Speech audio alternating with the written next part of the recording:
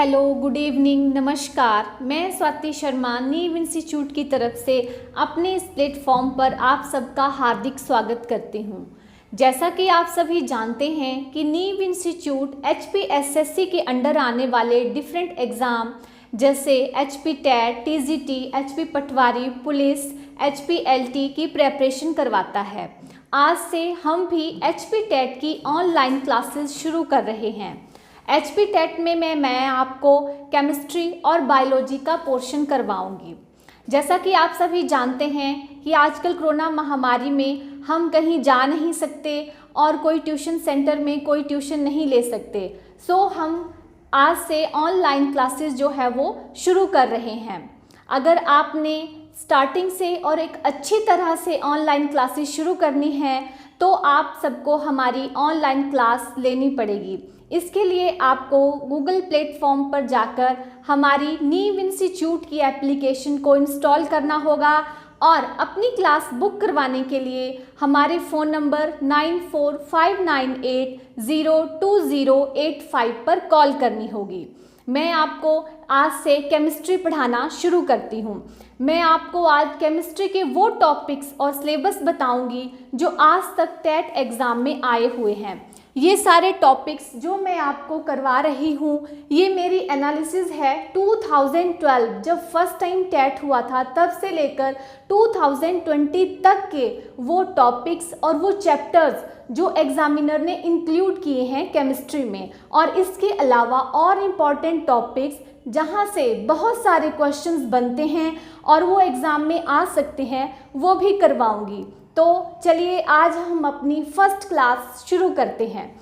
सबसे पहला जो हमारा केमिस्ट्री का टॉपिक होगा वो होगा मेटल्स एंड नॉन मेटल्स।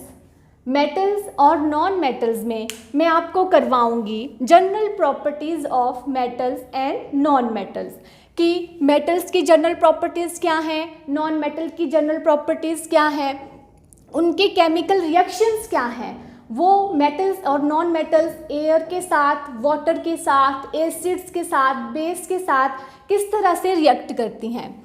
इसके अलावा इस चैप्टर के अंदर और भी बहुत सारे जो है वो सब टॉपिक्स आते हैं जैसे corrosion, refining of metals and non metals and activity series. Activity series जो है वो हमें यह बताती है कि कौन सी मेटल जो है मोस्ट रिएक्टिव है, कौन सी मेटल्स मॉडरेट हैं और कौन सी मेटल्स जो है वो लीस्ट रिएक्टिव हैं। ये सभी हम डिफरेंट फार्मूलाज और ट्रिक्स से करेंगे।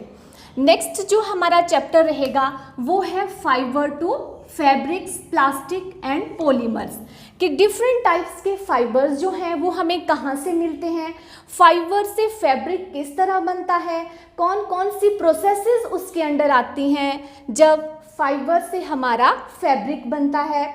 इसके अलावा डिफरेंट टाइप्स ऑफ प्लास्टिक्स जो हम अपनी डेली लाइफ में यूज़ करते हैं उनके यूजेस पढ़ेंगे। उसके अलावा इस चैप्टर को हम पॉलीमर्स तक लेके जाएंगे और हम डिफरेंट टाइप ऑफ पॉलीमर्स जो आपकी +1 के चैप्टर्स हैं, डिफरेंट टाइप्स ऑफ पॉलीमर्स जैसा कि आप जानते हैं condensation polymers and addition polymers, वहाँ से बहुत सारे नाम आते हैं कि कौन सा एडिशन पॉलीमर्स है, कौन सा कंडेंसेशन पॉलीमर्स है। इस तरह के क्वेश्चन जो है वो एग्जाम में पुट किए जाते हैं। नेक्स्ट हमारा है third topic acid, base and salts.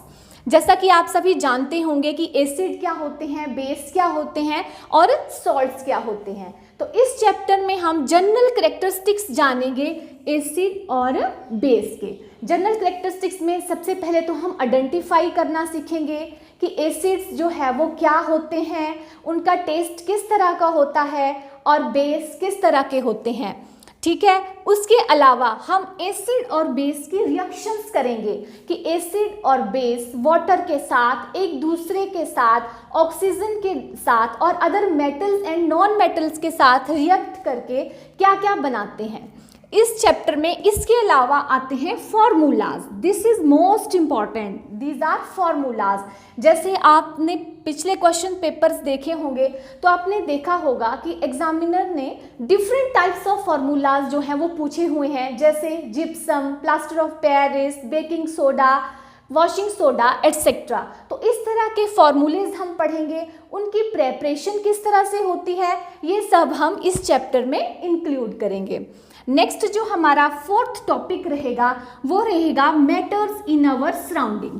जितने भी मैटर्स इन आवर सराउंडिंग में हैं वो आपको पता है वो 3 क्लासेस में जो है वो डिवाइड किए गए हैं, सॉलिड, लिक्विड एंड गैसेस। और इसमें हम डिफरेंट प्रॉपर्टीज पढ़ेंगे सॉलिड, लिक्विड और गैसेस की। इसके अलावा जैसे सॉलिड चेंज होते हैं लिक्विड में तो उसको हम केमिकली टर्म में क्या बोलते हैं, अगर लिक्विड गैसेस में चेंज हो रहे हैं तो उनको हम किस तरह से बोलेंगे, और सॉलिड अगर डायरेक्ट गैसेस में चेंज हो रहे हैं तो उस इंटर कन्वर्शन का जो है वो केमिस्ट्री में क्या नाम है। इसके अलावा इस चैप्टर में हम डिफरेंट टाइप्स ऑफ सोल्यूशन पढ़ेंगे कि सोल्यूशंस जो है वो किस तरह से बनते हैं, और सस्पेंशन और कोलाइड्स के बारे में पढ़ेंगे जिनकी एग्जाम्पल आपसे पूछे जाएंगे एग्जाम में। नेक्स्ट हमारा चैप्टर जो रहेगा 5th वो है combustion, flame, coal and petroleum. Combustion में हम पढ़ेंगे कि कंबस्चन किस तरह से होता है। हम सभी जानते हैं कंबस्चन होता है जलना, लेकिन इस चैप्टर में हम कंबस्चन को केमिकली पढ़ेंगे कि जब कंबस्चन होता है तो कोई सब्सटेंस ऑक्सीजन की प्रेजेंस में किस तरह से जलता है, किस तरह से बर्न करता है। इसमें हम फ्लेम के बारे में पढ़ेंगे कि जब कोई सब्सटेंस जलता है तो वह एक फ्लेम प्रोड्यूस करता है, तो उस फ्लेम के क्या क्या पार्ट्स हैं, उनके नाम कौन से हैं, कौन सा पार्ट जो है ज़्यादा हॉट है, कौन सा कोल्ड है, ठीक है। इसके अलावा कोल और पेट्रोलियम के बारे में पढ़ेंगे कि वह कहाँ से मिलते हैं और वो किस तरह के रिसोर्सेज हैं, जिसके under ignition temperature, calorific value of different coal and petroleum substances हम इंक्लूड करेंगे। ये हुए हमारे 5 चैप्टर्स और आप इनको टॉपिक्स भी बोल सकते हैं। 6 जो हमारा टॉपिक रहेगा वो है chemical reactions and equations. Chemical reaction आपको पता है कोई भी 2 चीज़ें आपस में रिएक्ट करती हैं तो एक रिएक्शन बनती है। तो इस चैप्टर में हम केमिकल रिएक्शंस एंड इक्वेशंस के बारे में पढ़ेंगे कि 2 सब्सटेंस ऐड होके एक रिएक्शन बना रहे हैं, प्रोडक्ट बना रहे हैं, तो उस रिएक्शन का क्या नाम होगा। जैसे कुछ रिएक्शंस होती हैं एडिशन रिएक्शंस, कुछ रिएक्शंस होती हैं डिस्प्लेसमेंट रिएक्शंस, कुछ रिएक्शंस होती हैं जिसमें 2 सब्सटेंस आपस में कंबाइन करके प्रोडक्ट बनाते हैं तो उनको बोलते हैं कॉम्बिनेशन रिएक्शंस। तो ये सारे रिएक्शंस हम पढ़ेंगे केमिकल रिएक्शंस एंड इक्वेशंस के अंडर। नेक्स्ट जो हमारा 7th टॉपिक रहेगा दैट इज एटॉमिक स्ट्रक्चर। इसमें हम एटम के स्ट्रक्चर के बारे में पढ़ेंगे। आपको पता है डिफरेंट ऑथर्स ने डिफरेंट मॉडल्स दिए हुए हैं एटॉमिक स्ट्रक्चर के, जैसे बोहर मॉडल है, डिफरेंट टाइप्स ऑफ मॉडल हैं। तो एटम के अंदर आपको पता है इलेक्ट्रॉन, प्रोटॉन और न्यूट्रॉन प्रेजेंट होते हैं। तो उन मॉडल से हम ये आइडेंटिफाई करेंगे, ये सीखेंगे कि किसी भी एटम के अंदर इलेक्ट्रॉन, प्रोटॉन और न्यूट्रॉन कहाँ प्रेजेंट होंगे और उनका क्या वर्क रहेगा। इसके अलावा इस चैप्टर के अंदर और भी बहुत सारे इंपॉर्टेंट टॉपिक्स आते हैं, जैसे रेडियो एक्टिविटी, किसने रेडियो एक्टिविटी जो थी वो डिफाइन की थी, quantum numbers are most important क्योंकि ये हमें किसी भी एटम के पूरे इलेक्ट्रॉन, प्रोटॉन और न्यूट्रॉन की इंफॉर्मेशन देते हैं कि किसी एटम में सारी चीज़ें जो है वो कहाँ प्रेजेंट हैं। और इसके अलावा हम डिफरेंट प्रिंसिपल्स पढ़ेंगे कि हम फीलिंग ऑफ इलेक्ट्रॉन्स जब एटॉमिक ऑर्बिटल्स में करते हैं तो वो किस तरह से करते हैं, जैसे आफ-बाहु प्रिंसिपल या पॉल्स एक्सक्लूजन प्रिंसिपल। नेक्स्ट जो है हमारा टॉपिक वो रहेगा states of matters. States of matter में आपको पता है 3 स्टेट्स होती हैं मैटर की, सॉलिड, लिक्विड एंड गैस। तो सबसे पहले जब हम सॉलिड स्टेट पढ़ेंगे तो हम सॉलिड की प्रॉपर्टीज़ पढ़ेंगे कि जो सॉलिड है वो किस तरह की प्रॉपर्टीज़ होती हैं, उसमें जो डिफरेंट एटम्स होते हैं उनकी अरेंजमेंट क्या है, वो किस तरह से दिखते हैं, उनकी अरेंजमेंट किस तरह से होती है।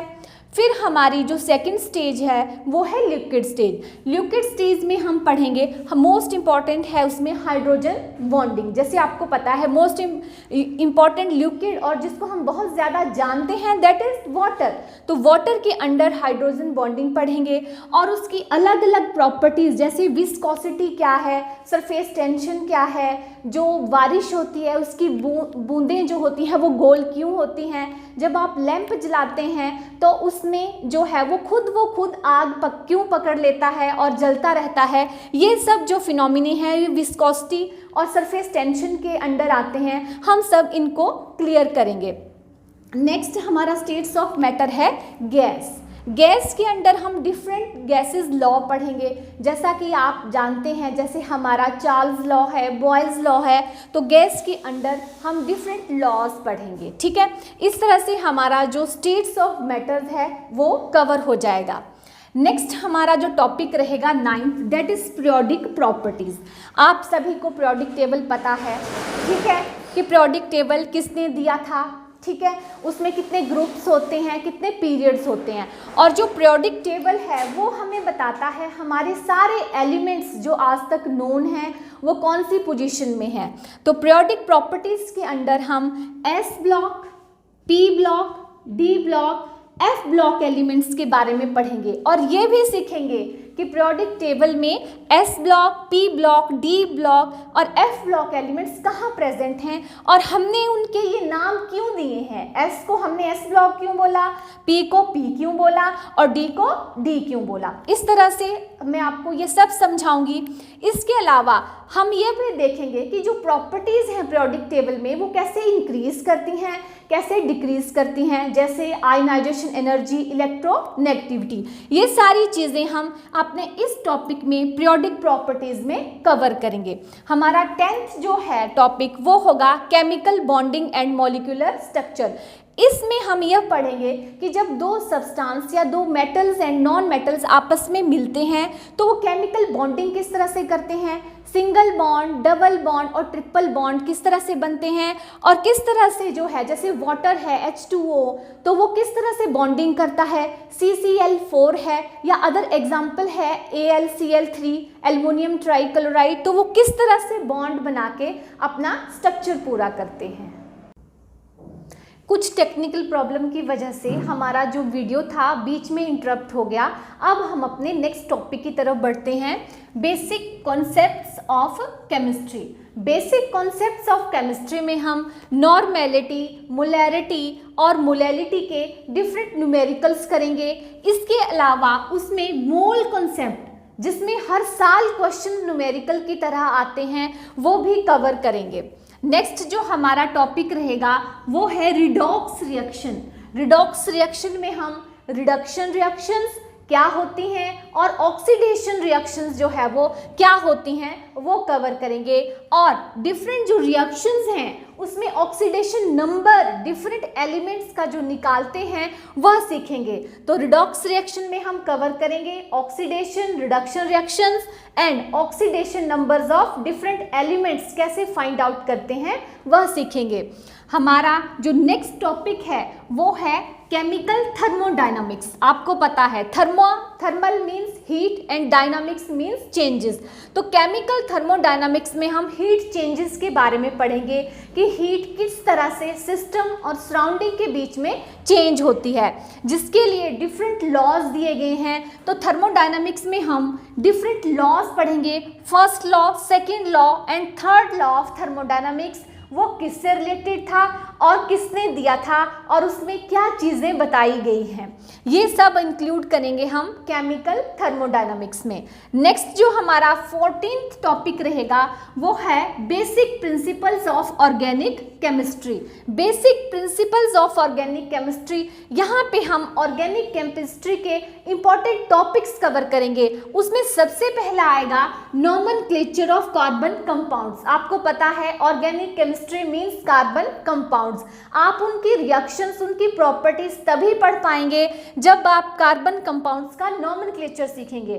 तो ऑर्गेनिक केमिस्ट्री में सबसे पहले मैं आपको नॉमेनक्लेचर ऑफ कार्बन कंपाउंड्स बताऊंगी कि किसी भी कार्बन कंपाउंड का नाम किस तरह से लिखते हैं, और इसके अलावा इस चैप्टर में हम उनकी इंपॉर्टेंट प्रॉपर्टीज और उनकी केमिकल रिएक्शंस डिस्कस करेंगे, जो भी इंपॉर्टेंट केमिकल रिएक्शंस होंगी। तो इस तरह से हम अपना ऑर्गेनिक केमिस्ट्री का सिलेबस जो है वो कंप्लीट करेंगे।